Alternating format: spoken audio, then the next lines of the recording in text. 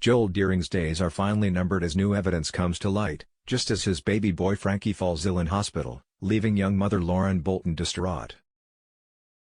Meanwhile, a grieving Bernie Winder refuses to back down from her son-in-law Billy Mayhew over their beloved Paul Foreman, who has recently passed away.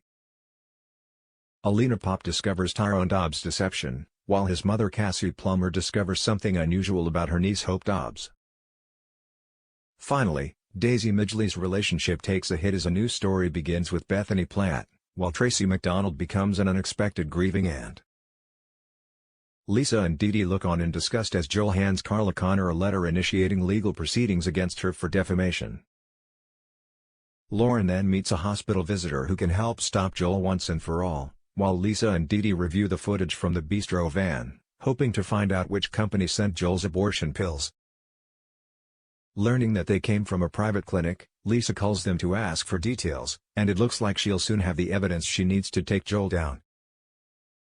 Meanwhile, Lauren is enjoying breakfast at a cafe with her friend Max Turner, until she gets a call telling her to get back to the hospital as soon as possible. The doctor tells a terrified Lauren that Frankie has had a seizure and they've taken him for a scan.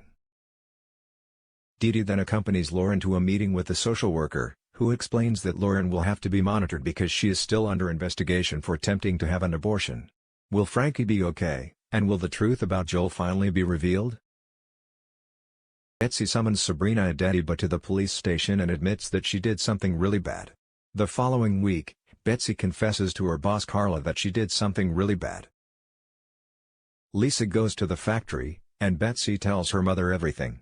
Lisa tells her daughter that they need to go to the police station. What did Betsy do, and how much trouble will she get in? Does this have anything to do with her framing Mason Radcliffe for theft? Lisa goes to the factory, and Betsy tells her mother everything.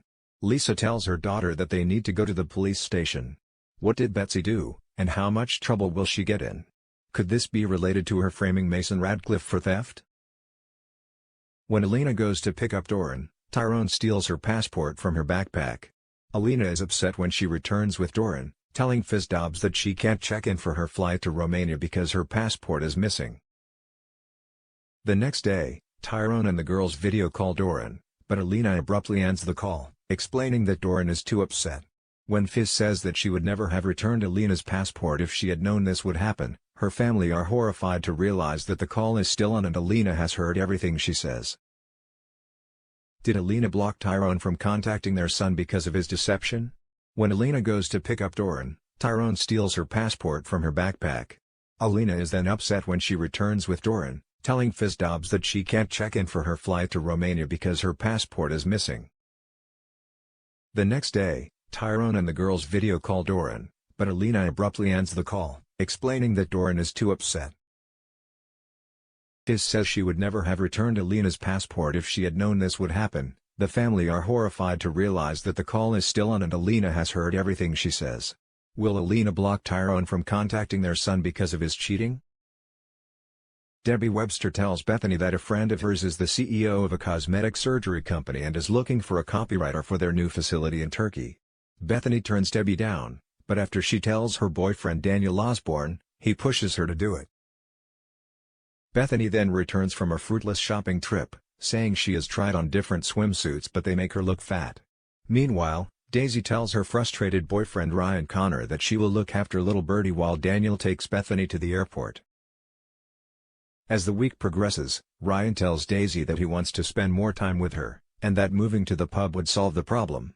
When Daisy is non-committal, Ryan declares that it is obvious that she still loves Daniel. Is this the end for Daisy and Ryan? And how will an insecure Bethany fare in Turkey? Amy Barlow, Ken Barlow and Cassie wave to Tracy as she leaves for the airport, while Steve McDonald drives her away. Tracy tells Steve that it is obvious that Cassie likes him, and urges him to go for it. Will Steve take Tracy's advice? And is this the last we see of Tracy? Definitely not.